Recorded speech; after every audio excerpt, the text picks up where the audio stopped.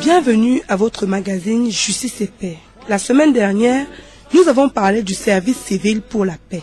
Aujourd'hui, nous parlerons de Justice et Paix et Notre-Dame de la Paix. C'est le mois du rosaire, c'est le mois de la Vierge Marie, Notre-Dame de la Paix. Et pour ce faire, nous recevons dans ce studio Maître Marie-Louise Mbida et Sœur Regina, qui est permanente au bureau diocésain Justice et Paix. Bonjour Sœur Regina. Bonjour Thérèse. Bonjour Maître Mbida. Bonjour Thérèse. Nous sommes très heureux de vous accueillir aujourd'hui. Comme toujours, c'est un plaisir de vous accueillir. Et c'est vrai que pour la sœur, c'est la première fois de venir à cette émission Justice et Paix. Nous allons tout de suite aller dans le vif du sujet. Nous voulons parler de Notre-Dame de la Paix. Déjà à Medjugorje, la Vierge Marie se fait appeler Notre-Dame de la Paix. Et même ici au Cameroun, elle se fait appeler Notre-Dame de la Paix. Et en particulier Notre-Dame du Pilier de la Paix. Nous avons un livre devant nous qui parle des apparitions de la Vierge en Simalène au Cameroun, qui est écrit par Maurice Kodo à Tangana. La problématique de ce livre, c'est 25 ans après, qu'en est-il du phénomène?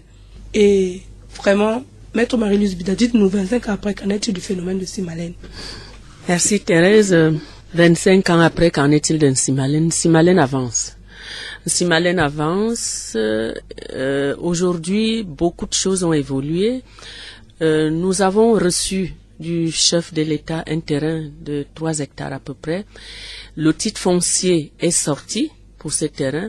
Mais avant cela, en, 2004, l'archevêque de Yaoundé a ouvert le site à la dévotion populaire à la Vierge Marie. Et donc, depuis ce temps-là, beaucoup de gens s'y rendent. Et tous les 1er janvier, il y a une messe pontificale qui est célébrée en ce lieu depuis 2004. Et il y a 3 pèlerinages officiels qui sont programmés chaque année. 1er janvier, messe pontificale, 12 et 13 mai de chaque année, qui sont la date anniversaire du phénomène. Au mois d'août, c'est le 3e pèlerinage. Mais en dehors de ces périodes, on s'y rend à tout moment. Et beaucoup de personnes s'y rendent. La semaine dernière, on me disait que, parce que tous les 12 et 13 de chaque mois, donc chaque mois de l'année, il y a une grande veillée de prière sur le site. Et on m'a dit la semaine dernière que cette veillée draine déjà autour de 5000 personnes, chaque 12 et 13 de chaque mois. Et à la veillée du mois d'octobre, l'archevêque de Yaoundé est venu toucher du doigt ce qui se passe là-bas, parce qu'il a appris que ça draine de plus en plus de monde. Il est arrivé, moi je n'y étais pas, mais on m'a dit qu'il s'est rendu à cette veillée, il a fait la veillée du 12 au 13. Et je vous disais, le titre foncier est sorti sur la partie que le chef de l'État a donnée à l'église, et l'archevêque de Yaoundé a nommé une équipe de 4 prêtres qui sont sur place. En ce moment, les constructions ont commencé parce qu'il faut sécuriser le lieu qui a été donné à l'église, mais on a commencé par la construction du presbytère qui devra abriter l'équipe qui a été nommée par l'archevêque de Yaoundé. Voilà en ramasser ce que je peux vous dire par rapport au site. Merci Maître Mbida. Et j'aimerais bien rappeler à nos auditeurs que nous sommes bien dans l'émission Justice et Paix Magazine. Qu'est-ce que, dans les messages de la Vierge, elle a pu dire par rapport à Notre-Dame du Pilier de la Paix, et quel est le rapport avec les usagers de Justice et Paix? Maître Mbida. Alors, si je comprends votre question, qu'est-ce que la Vierge a pu dire? Quand la Vierge arrive dans notre pays, elle dit « Je suis Notre-Dame du Pilier de la Paix.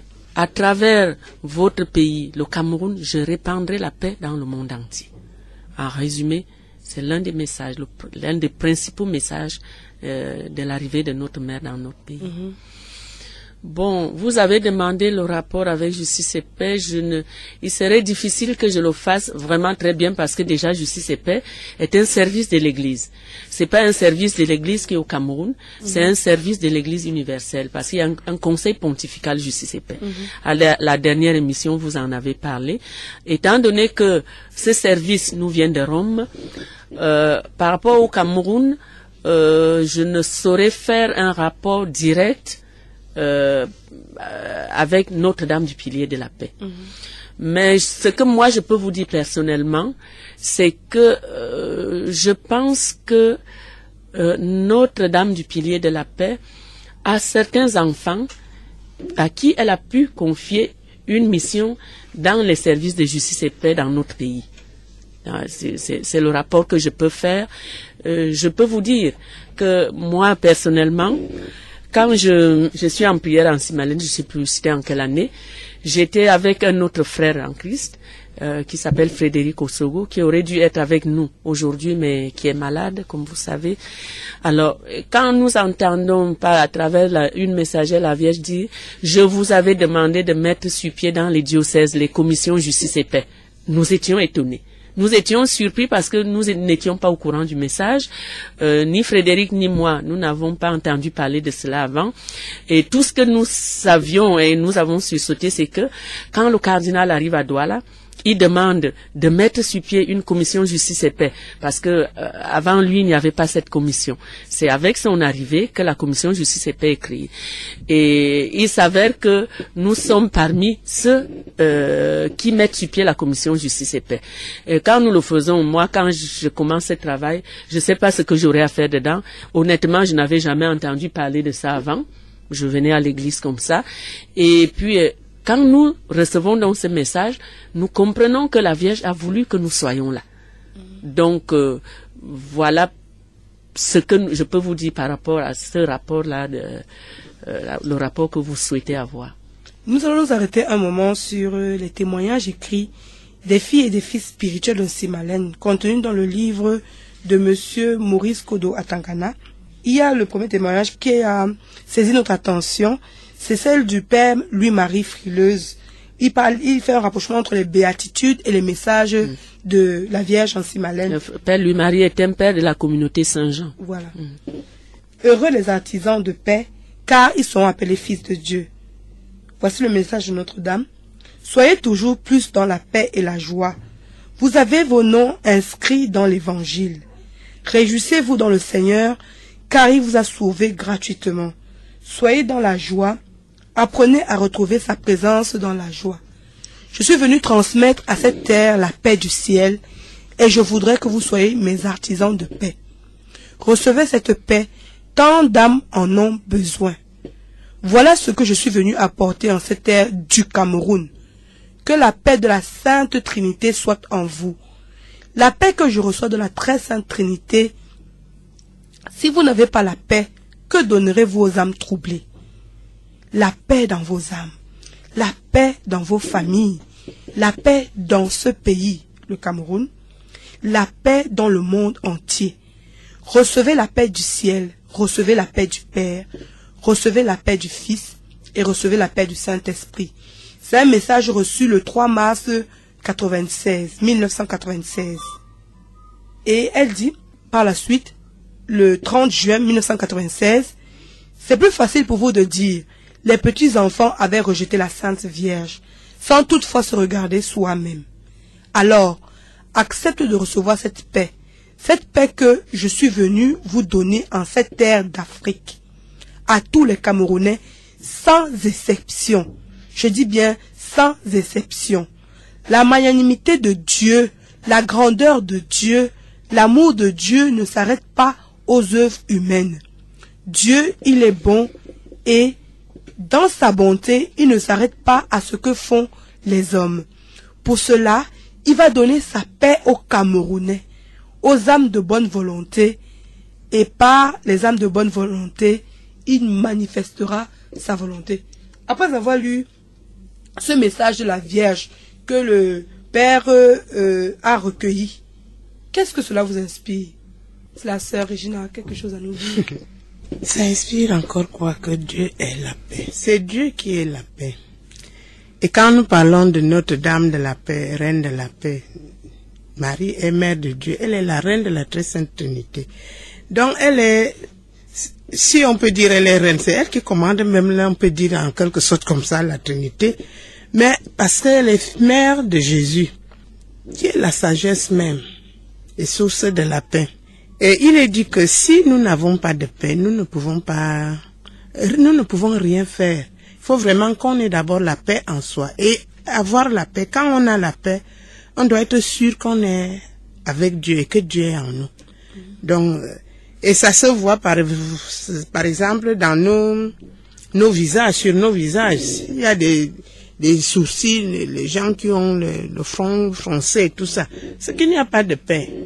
On me l'avait dit une fois, mais quand je dis le front est foncé, c'est que il n'y a pas de paix. Je dois chercher cette paix-là. C'est-à-dire, je dois chercher que Dieu soit présent en moi. Merci, sœur Regina. Maître Marie-Louise Bida, vous avez quelque chose à ajouter à cela?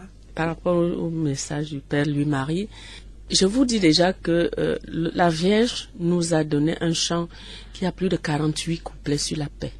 On avait déjà fait une émission ici, je crois, si vous fouillez les archives de cette radio, vous allez retrouver cela. On a chanté un peu et comme nous avons commencé déjà à sortir les CD, je crois que ce chant sortira aussi par CD sur la paix. Paix, paix, recevez ma paix, je vous bénis mes enfants.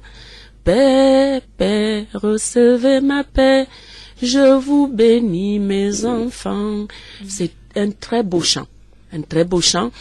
Et je crois que quand la Vierge nous dit recevez ma paix, je vous bénis mes enfants, elle ne s'amuse pas. Et moi je crois que l'un des fruits que j'ai reçus d'Insimalène, c'est cette paix. Rien ne me trouble, ma fille, rien.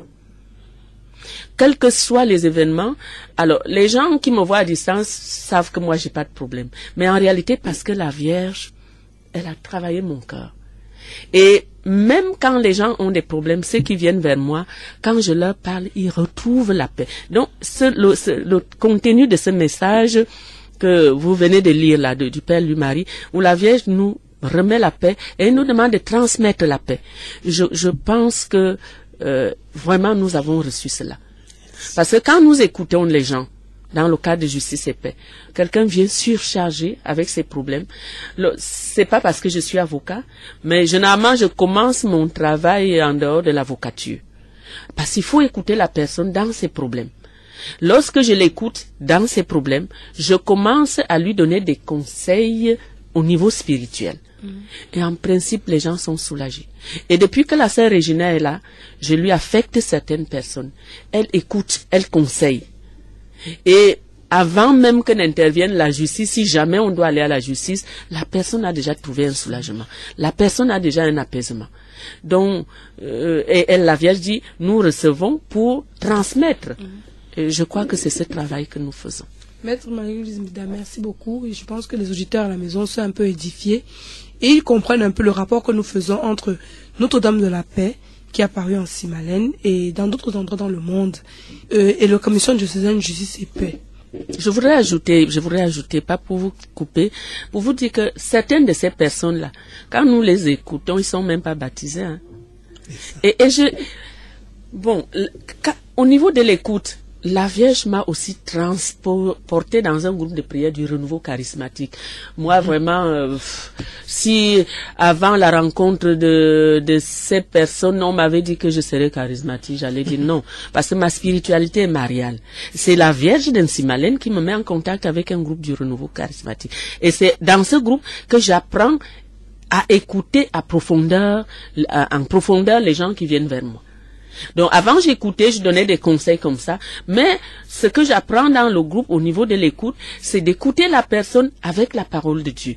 En tenant compte des problèmes que la personne a, nous renvoyons la personne à la parole de Dieu. Nous lisons la parole de Dieu par rapport à ce que cette personne porte comme charge, et la personne comprend que Dieu est tout. Et certaines de ces personnes sont venues vers nous sans être baptisées. La sœur, avec sa contribution, nous les avons conduites au baptême. Merci, vous êtes sur la radio Veritas, la radio catholique de l'archidiocèse de Douala. Nous allons prendre une respiration musicale sur les propositions de Jean-Pierre. Merci Jean-Pierre.